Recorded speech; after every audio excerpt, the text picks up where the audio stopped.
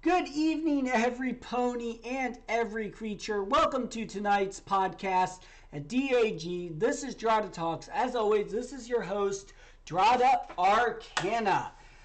Alright, and this time we're going to be reviewing the episode called Point of No Return. Alright, let's kind of jump into this. So, first things first, spoilers ahead. I have to get this out of the way in case if you want to do blind reactions or you're another YouTuber that follows me.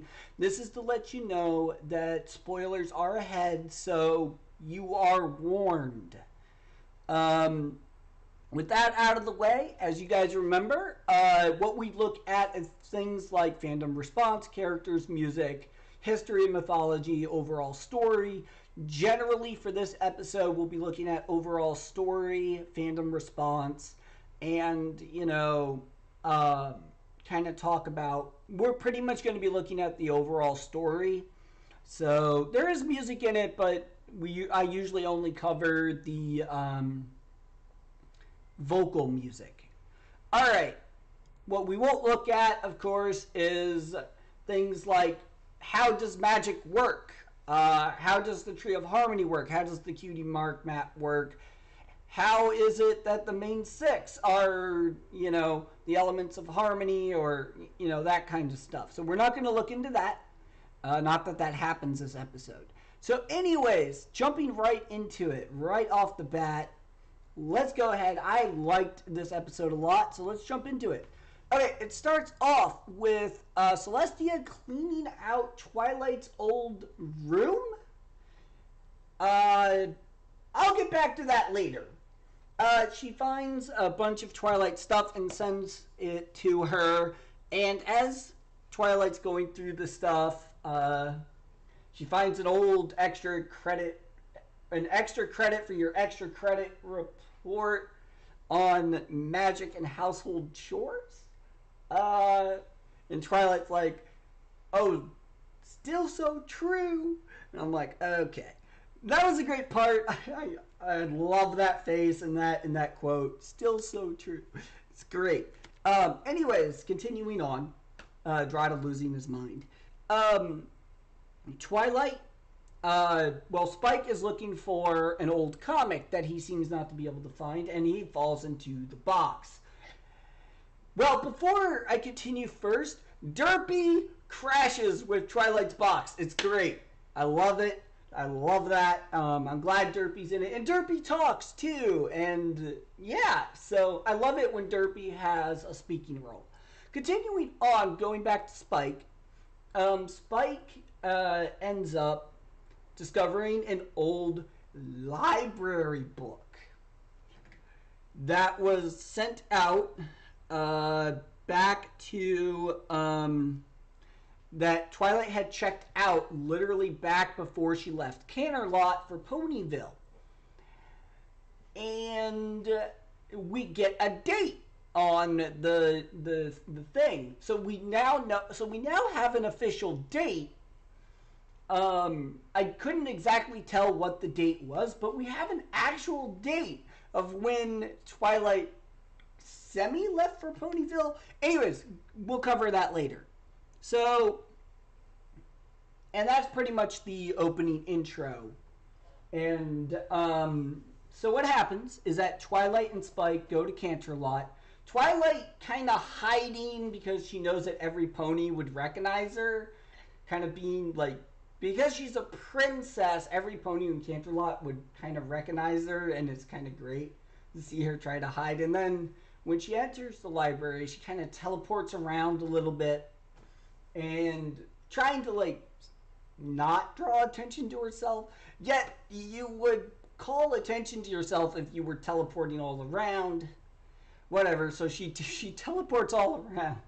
Gets to the desk and she's like, I have to return a she's trying to basically not think about the library book. And Spike's just like, we have a library book, an overdue library book to return. And the person at the desk obviously did not know the librarian who, because things happen. So the librarian at the desk doesn't know who Twilight was asking for, which is Dusty Pages. And, well, apparently she didn't work there anymore, and the pony at the desk didn't know, who she was. So, she's like, well, overdue books happens all the time. And because Twilight was so late, they actually had to go down to the return office. Down in the basement. Apparently, it's like, you need to go to the return office in the you need to go to the return office of shame for ponies that should know better. And then we get this cool hallway of cells and everything. It was great. And apparently the person that's supposed to be down there is out to lunch, so Twilight's like, oh, we gotta fix this now. Well, so they go to Restaurant Row, and they come across Moondancer, who is talking to the pony that Twilight needs to see, and her character name is First Folio. So, yeah. So they find her, and Moondancer tells Twilight that Dusty Pages had left Canterlot moons ago. So apparently, according to First Folio, she was fired, though that word wasn't used, and that's important for later. But so apparently, Twilight's overdue book caused issues with her perfect record or whatever. So she left to go to Dusty Pages' house. It turns out that she had moved, and the guy living there gave them all of her mail. And so they started like flying around all of Equestria looking for the place, and then they end up in this kind of senior citizen housing is the best that I can describe it. And I'll go more into that a little bit later here. And apparently Dusty Pages has all these activities that she's part of. And when Twilight finally finds her, Dusty Pages is like, I never want to see the Canterlot library again. And now Twilight has no idea what to do. Finally, Spike being the good friend that he is, they return to Dusty Pages in the middle of a food fight, which is great. Dusty tells her that, it was the best. Twilight's book that wasn't returned was the best thing that could have happened to Dusty Pages, because it taught her the lesson that perfection, you could never be perfect. And perfection is an impossible pursuit. So, and what happens is that Twilight, finds out that, she was no longer afraid to try new things, and all's well. And Twilight's, and then the book gets hit with a food. So now there's this giant yellow stain on it, and then Dusty Pages is like, so did you even read the book that you checked out? And it turns out Twilight never read it. And it's like, they swipe off the, Twilight swipes off the food, and it says, the book's title is Perfection, the Impossible Pursuit. And Twilight's like, I should have read that first. So true. So she ends up returning to the Canterlot library to return the book. It turns out that Twilight's now freaking out about the late fees for returning a book this late. And it turns out that they have a policy that caps it at a month. So she only owed 28 bits. She's like, oh, good. So she pays the 28 bits or whatever. And then basically they told her, well, we already have a newer copy, so this is just an old copy. And Twilight's like, well, can we keep the book? And she's like, there's a stain on it. And she's like, That's what makes it perfect. So, and that's pretty much point of no return in a nutshell. Okay, let's talk about this kind of in order. First off, Princess Celestia cleaned? I thought they had. This is just a nitpick. Is Celestia like playing the mother figure for Twilight? I'm not really going to question it because I don't normally question these things. But maybe she was trying to just, pick up old Twilight's old library and just came across a few things. Well, I think the point behind this episode wasn't so much about Celestia cleaning. What it was more that, they needed something to pretty much say, hey, Twilight, here's, a lot of your old stuff. So this happens all the time. When someone moves out to a new location and you have friends or family that are in a previous location where you used to live and they need that space for something, sometimes you'll just ask, hey, can you mail this to me or whatever. Speaking of which, that just happened to me recently where my family from where I used to live has been sending me a lot of mail of stuff that I used to own. Trying to get it, out of that location. So that's kind of what Celestia was doing. So I'm just going to leave it there. And next comes the really in-depth part about libraries. Okay, I've always had a library card. I've checked out books from the library all the time, and every library is different. And generally speaking, the library has a policy on book returns. Normally, they will cap by a certain point. And every library's policy is different, so you have to make sure that your library, and it's always good to read the policy of the library because a lot of them are different on their return requirements. Most of the time, if you're a day late, it's like 10 cents, usually. Like, all the libraries I used to be part of, a day late, 10 cents. Which basically would translate to about a half a bit, maybe, in equestrian money. I don't know the exact conversion, but I don't know if there's even a conversion at all, but you feel free to comment in the comments about that. But overall, generally, there are different return policies on overdue books.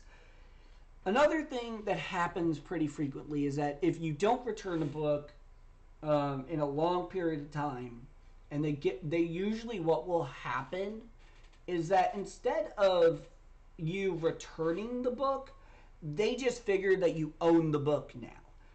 When a book never gets returned, some libraries, after a certain period of time, it's a long time too. And a lot of people don't know this, but it also depends on your library's policy.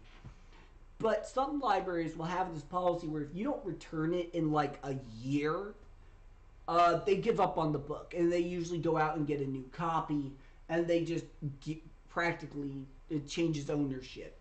I do not recommend doing this because your fines for the period that you did not return it, you still owe those fines on your library card. So if you ever go back, you have to pay a bunch of late fees to your library. And you'll have to pay those before you can check out another book. So don't do that. Make sure to return your library books because other people deserve to read that book. And that's important. So generally, it comes down to usually library policies. That's why First Folio didn't have a problem with Twilight keeping the book, and Twilight still paid the fine. because that's generally how it would work at a library, especially if they have an updated copy of the book. Some books are updated regularly by authors, especially law books. They come out with a new law book every year, and whenever they come out with a new law book, they have to replace the entire law section with all new books. And then those old law books, because they're out of date, usually get sold off or thrown in the recycling. Generally in the recycling. Okay, with kind of the library section talked out of the way, let's talk about kind of where they found Dusty Pages. They found her in a senior citizen housing. Now, I used to work in a senior citizen housing, and generally most of the people that lived there were pretty happy. There's a lot of places in the world where once you reach a certain age, generally there's things like age, when you turn 55, there's condos for those or apartments for those. They call them senior living. And generally, especially in senior citizen housing, because almost none of them have, a lot of them don't have jobs anymore because they're retired and, they're trying to spend the rest of their lives, differently. They generally will have a lot of activities, from things like music, they'll bring in musicians to play for the senior citizen housing, or they'll have a concert, they'll have cocktail hour, or they'll have events where you can draw, paint, just different activities to spend time with the people in the living center. The part that really got me is this senior citizen housing, located in Equestria, is nowhere near Ponyville. And some of the Ponyville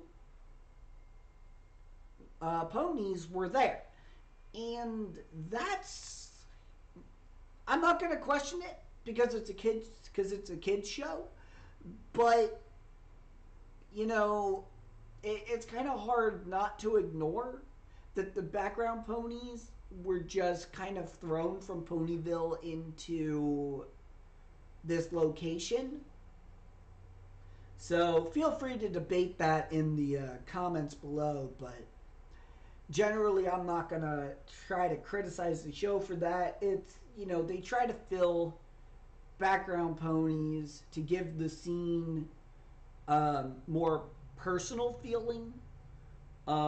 Generally the background ponies are there to show that, this place is inhabited. It is a place where ponies live. So I get that.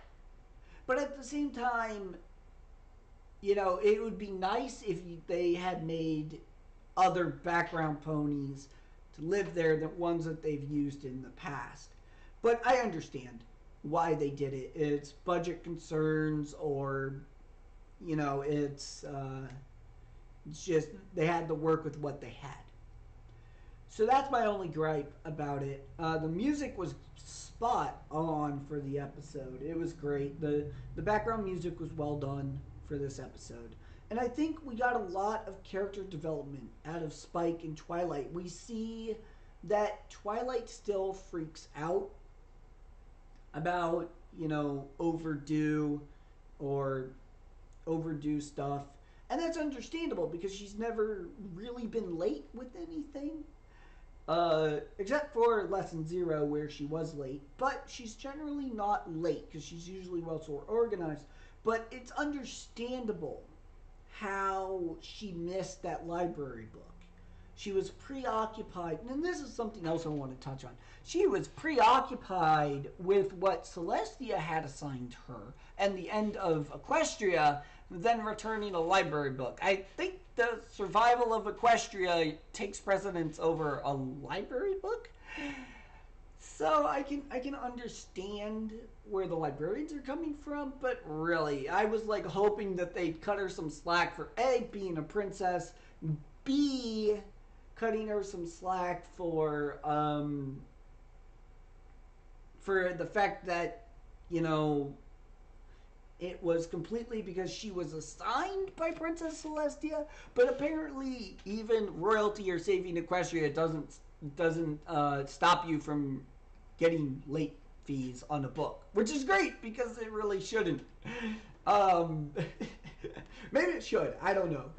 Dratta losing his mind all over again, but I think that, you know, we got some good story development. We got a date for when Twilight left Canterlot for Ponyville.